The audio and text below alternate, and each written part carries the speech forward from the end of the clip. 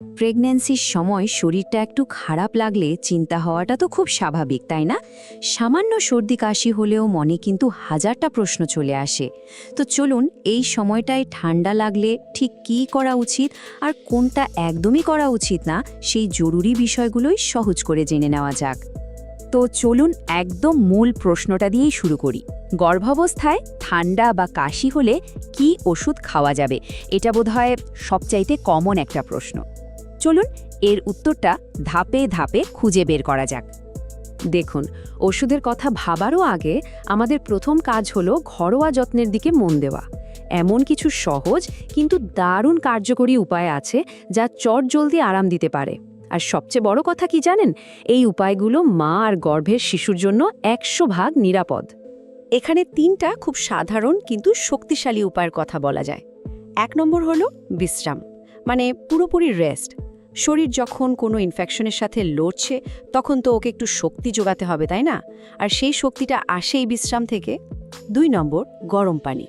এটা যে শুধু গলাকে আরাম দেয় তাই না, শরীরকে ভেতর থেকে হাইড্রেটেড রাখতেও কিন্তু দারুণ কাজ করে। আর সবশেষে হলো স্টিম বা ভাপ নেওয়া। এটা তো বন্ধ নাক খোলার জন্য আর শ্বাস প্রশ্বাস স্বাভাবিক করার জন্য প্রায় ম্যাজিকের মতো কাজ করে। কিন্তু ধরুন এই ঘরোয়া টোটকাগুলোতেও তেমন কাজ হচ্ছে না বা পুরোপুরি আরাম মিলছে না, তখন কি যে কোনো ওষুধ খেয়ে নেওয়া যাবে?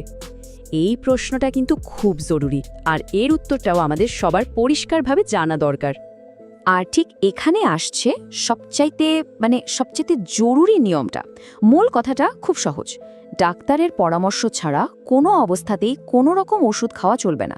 এটাই সম্ভবত এই পুরো আলোচনার সবচেয়ে গুরুত্বপূর্ণ বার্তা। বিষয়টা একটু বুঝিয়ে বলি কেন এটা এতখানি গুরুত্বপূর্ণ। দেখুন, যে ওষুধটা হয়তো অন্য সময় আমাদের জন্য একদম নিরাপদ, প্রেগন্যান্সির সময় সেটাই কিন্তু মা বা গর্ভের বেড়ে ওঠা শিশুর জন্য মারাত্মক ঝুঁকি তৈরি করতে পারে। একজনের শরীর এক রকম, তাই নিজে থেকে কোনো ঝুঁকি না নিয়ে একমাত্র বিশেষজ্ঞ অর্থাৎ ডাক্তারের পরামর্শ মেনে চলাই বুদ্ধিমানের কাজ। আচ্ছা, তাহলে প্রশ্ন হলো, কখন বোঝা যাবে যে সাধারণ ঘরোয়া যত্ন আর যথেষ্ট নয়, এবার ডাক্তারের সাহায্য নিতেই হবে?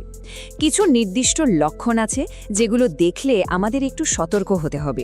এটা ভয় পাওয়ার জন্য নয়, বরং সঠিক সময়ে সঠিক পদক্ষেপটা নেওয়ার জন্য এই বিষয়গুলো জেনে রাখাটা খুব দরকারি। এখানে 2টো বিষয়ে একদমই হেলাফেলা করা যাবে না। প্রথমটা হলো জ্বর। সাধারণ সর্দি কাশিতে কিন্তু সচরাচর জ্বর আসে না, তাই যদি দেখেন জ্বর এসেছে তার মানে ইনফেকশনটা হয়তো তার চেয়ে একটু বেশি গুরুত্বপূর্ণ। আর দ্বিতীয়টা হলো শ্বাসকষ্ট। শ্বাস নিতে যদি সামান্যতম অসুবিধা হয়, এক মুহূর্ত অবহেলা করা ঠিক হবে না। তো সোজা কথা হলো, জ্বর বা শ্বাসকষ্ট এই 2টো লক্ষণের কোনো একটা দেখলেই আর একদম দেরি নয়, সঙ্গে সঙ্গে ডাক্তারের সাথে কথা বলতে হবে। মনে রাখতে হবে, সঠিক সময় চিকিৎসা শুরু করাটা মা এবং শিশু দুজনের সুরক্ষার জন্যই ভীষণ জরুরি। তাহলে পুরো আলোচনা থেকে আমরা কি বুঝলাম? ব্যাপারটা আসলে একটা ব্যালেন্সের। একদিকে যেমন সাধারণ সর্দি কাশির জন্য শরীরের কথা শুনতে হবে, বিশ্রাম নিতে হবে আর ঘরোয়া যত্ন চালিয়ে যেতে হবে, আবার অন্যদিকে যখনই ওষুধের প্রয়োজন হবে বা কোনো গুরুত্বপূর্ণ লক্ষণ দেখা দেবে, তখন নিজের বিচার বুদ্ধির ওপর ভরসা না করে ডাক্তারের ওপরই সম্পূর্ণ আস্থা রাখতে হবে। এই তো গেল ঠান্ডা কাশির কথা, কিন্তু একটা সুস্থ প্রেগন্যান্সির জন্য ভাবনার তো এখানেই শেষ নয়, তাই না? বরং সবসময় প্রতিরোধের ওপর জোর দেওয়া উচিত। আর তার জন্য স্বাস্থ্যকর জীবনযাত্রা আর নিয়মিত ডাক্তারের পরামর্শ মেনে চলার কোনো বিকল্প নেই। এটাই একটা সুস্থ আর সুন্দর গর্ভাবস্থার মূল চাবিকাঠি।